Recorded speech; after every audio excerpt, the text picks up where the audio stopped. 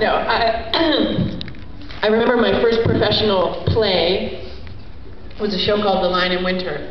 And my father actually took me to the audition because he knew how desperately I wanted to be an actor. And I think I was 17 or 18, and he said, I'm going to take you to this audition, and you'll see what it's really like out there in the real world. The hope being, of course, that I wouldn't get the part and I'd feel the rejection and I'd give up this crazy notion of being an actor. And 2 days later, I got the phone call that I'd got the part. And I was skipping around the kitchen while my father, head in hands, went, big mistake. So that's really my first professional gig. And then I went to theater school and, did a bunch of commercials and smaller parts on TV shows, and slowly built up. And then, so when I auditioned for Stargate, I auditioned in Toronto, and I put myself on tape with a casting director with, hundreds and hundreds of other women, and walked out of there for the first time ever not worrying about the audition, because I thought, it's going to go to an American. I'm not going to get this part, so let that one go. And then shortly thereafter, I got told that I was like one of 8 in North America who had been whittled down to, and could I send a demo reel and any other materials on myself.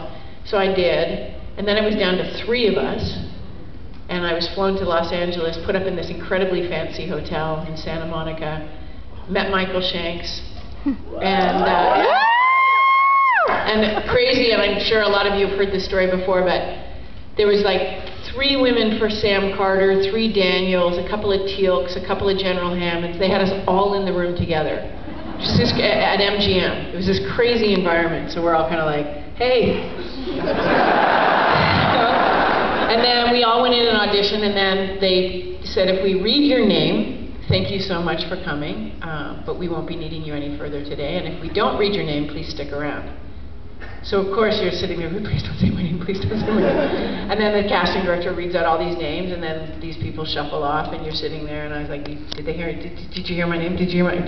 I didn't hear your name. All panicked. But interestingly, at that audition, Michael and Christoph and I started to hang out. We were sitting in this crazy waiting room, and the 3 of us just got to talking, and I was the last person to go in on the second round of auditions.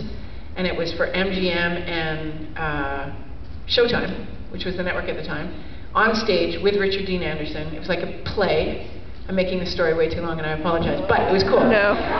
So we did all these scenes, and after the first round, Brad Wright came up to me and he said, you're really funny. What you're doing in between the scenes where you're joking around with Richard, keep doing that. So I was like, okay, great. So we did this whole audition thing again, did all the scenes, and then at the end they said, could we have you 2 stand beside each other? And Rick, I'm like, and Rick put his arm around me. So I was like,